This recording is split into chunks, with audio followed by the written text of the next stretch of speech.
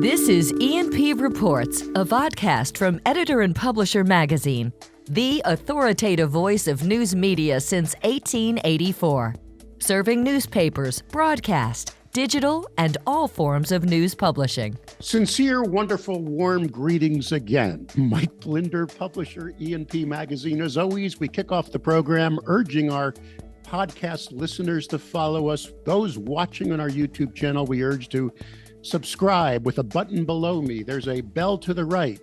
Smash the first thing, ring the second. You'll get an update each and every time we upload a new episode of this weekly vodcast series dedicated to the news publishing industry, E&P Reports. Manuel, welcome to the program, sir. Thanks. Excited to be here.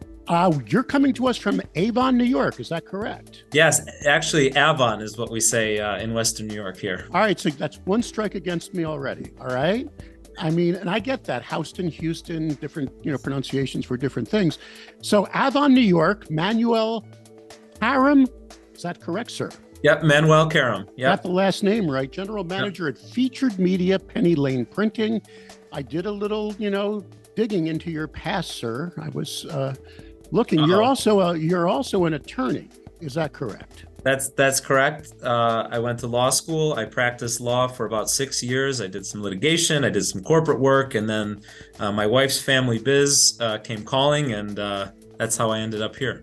And that's Featured Media, Penny Lane Printing in Avon, New York. But you have another job that you're not getting paid for, which is president of ACP. Those that don't know ACP, the Association of Community Publishers. I was honored to speak at your conference.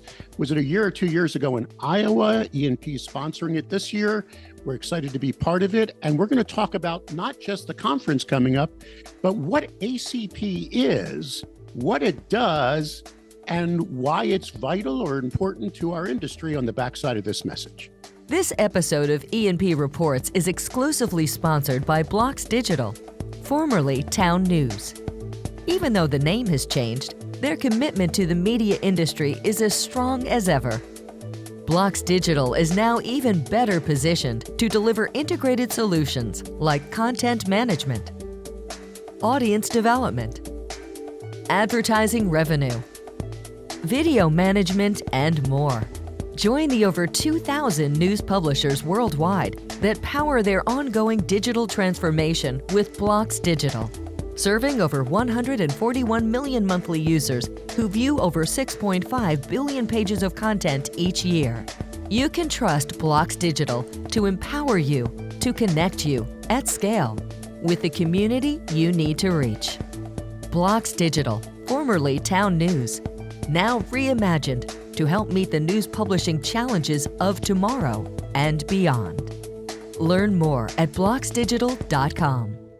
Okay, Manuel, I did a little digging into members of ACP. I looked at your website before this, we had this interview, and I saw what you focus on in your world. I mean, you have a gorgeous lifestyle magazine I see you publish. That's what we call them, right?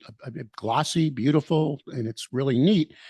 And you also do directories. And what else do you publish out of your operation in Avon, New York? The biggest thing we do is penny savers, actually. And right. We have a 76-year history of our flagship piece, which is the Genesee Valley Penny Saver.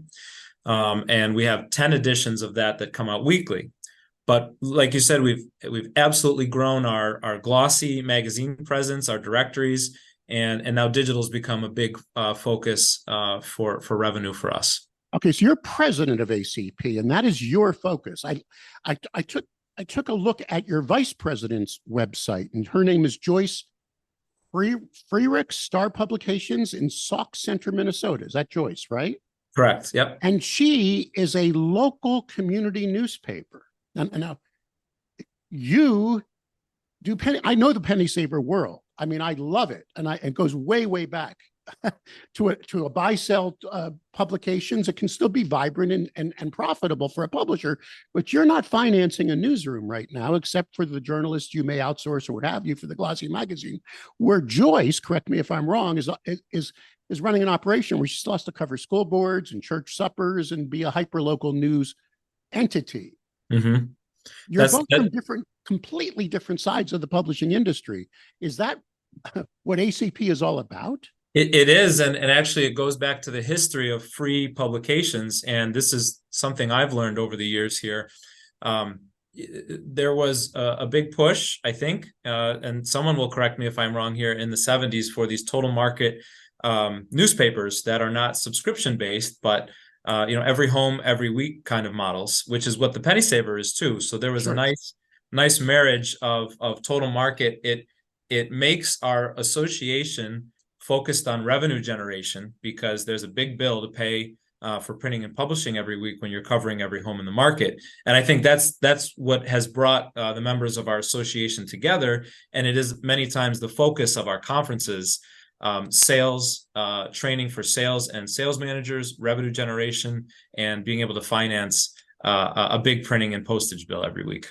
All right. So rather than go for reader revenue, your association is into open content and then selling the ads around that content. In other words, when you say revenue, of course, at a penny saver, there's a lot of DIY revenue comes in, right? People can post ads on their own, but you're selling a lot of display ads around that.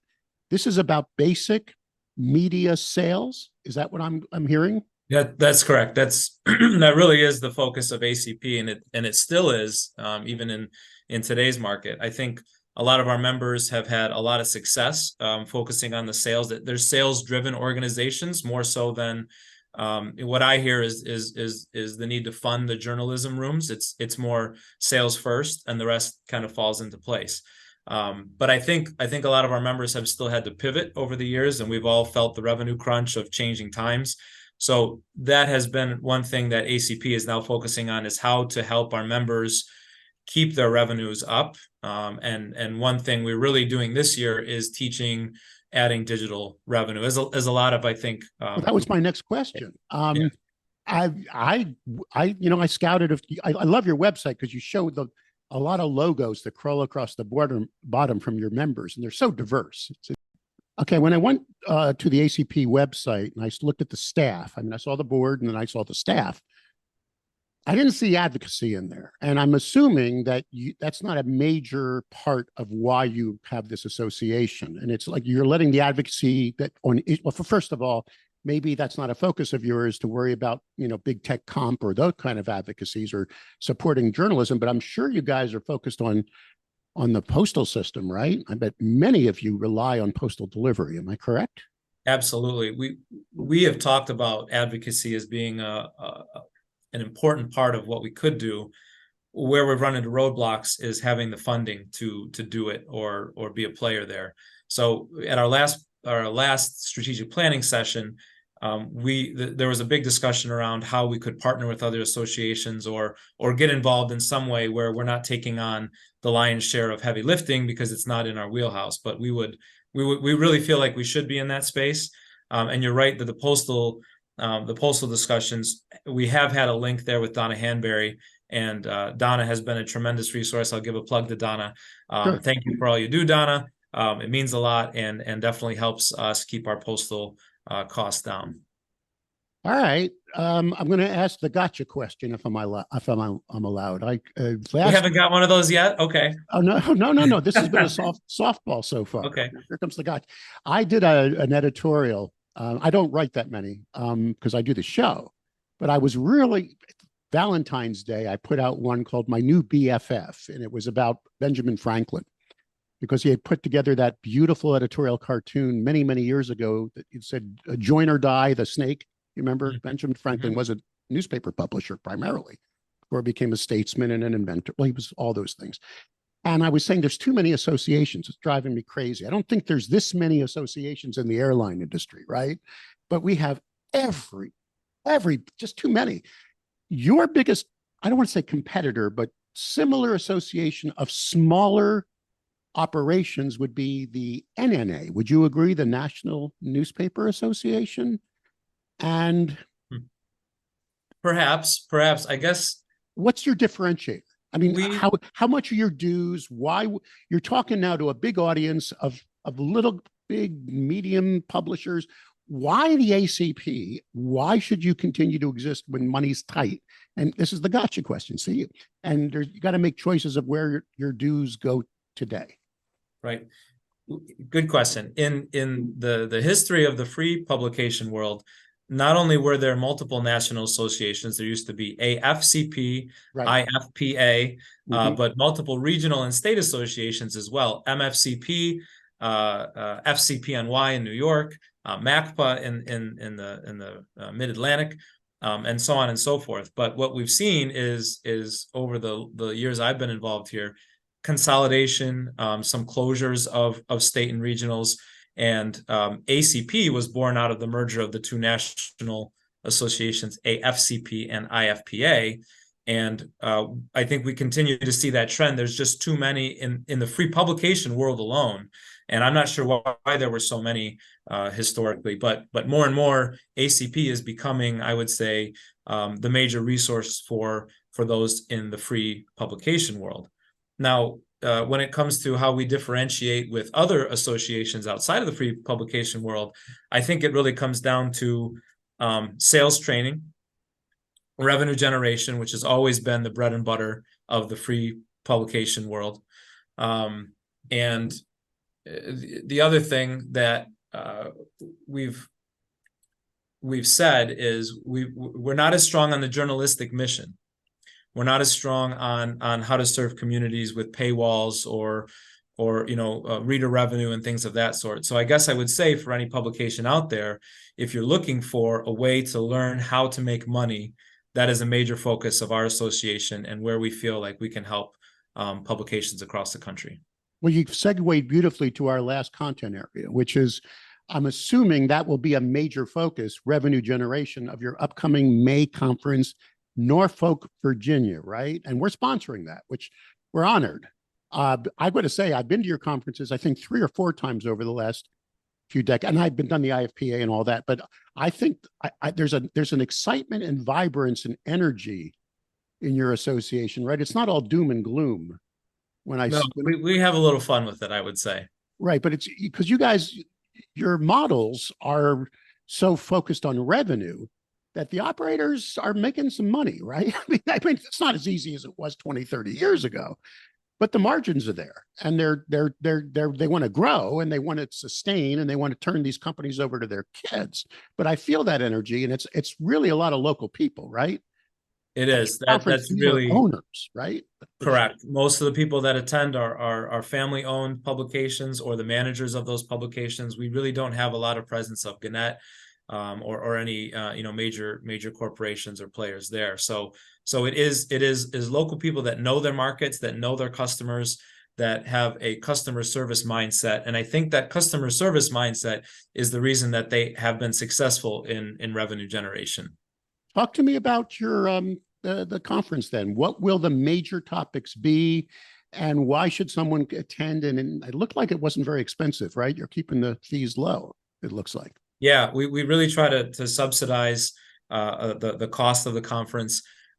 We do have a special for anyone out there that has not come before but would like to. If anyone would like to sign up for membership to ACP, there is a free conference registration that goes with it. So not only do you get to join our association, but the conference is free, other than paying for your travel and hotel. And you get the steak knives too. No, I'm just kidding. Yeah, right. Yeah, we'll dink and dunk. No. So what about the content of the conference? What are the dates, and where do they go to do your pitch? Go ahead. Sure. Okay. So the focus, and I have to look up the dates here so I make sure I say the right thing. But it is the very beginning of May, and it is May 1st through the 3rd. Yes, it is. In Norfolk, Virginia. You had that there. I should have had that on hand. But the focus is again, we're trying to keep the best of our traditional products and sales, but also recognizing that every year we see more change, and we want to help our members continue to pivot and make money in different ways. That includes digital. We do have a terrific speaker that's going to be focusing on seeing challenges as opportunities and what you do with those kinds of things. So I feel really excited. We have a lot of members that present. We're really not vendor presentation focused. We are, those that are in the trenches, presenting back to membership. And it's a very lively, it's a two-way discussion. We share what's working, what's not. I don't think there's a lot of fluff, pretending that things are working that aren't. Very straightforward, very honest. If something's not working, we say it, and then we move on, and we figure out what can work. So that's really the focus of this conference, and I think it'll be a really good one. Go to communitypublishers.com if you want to learn more about joining the association or attending the conference. The keynote speaker is someone I think is amazing. You got Meridith Elliott Powell. And she's good. Turn uncertainty to your competitive advantage. So it'd be motivational. And I've seen her speak. It's very interactive with the group as well. Good job getting her.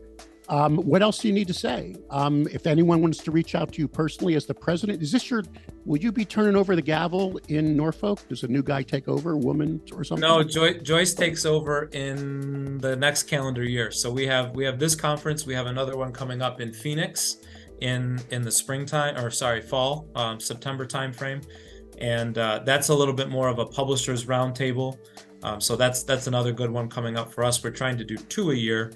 The one in the spring is our bigger flagship conference. And then once we get through that second conference, then I become a lame duck, and then Joyce starts to take the reins. So I've got a couple gavels on my wall here from the 80s, 90s. So I always say it's a second job, no income.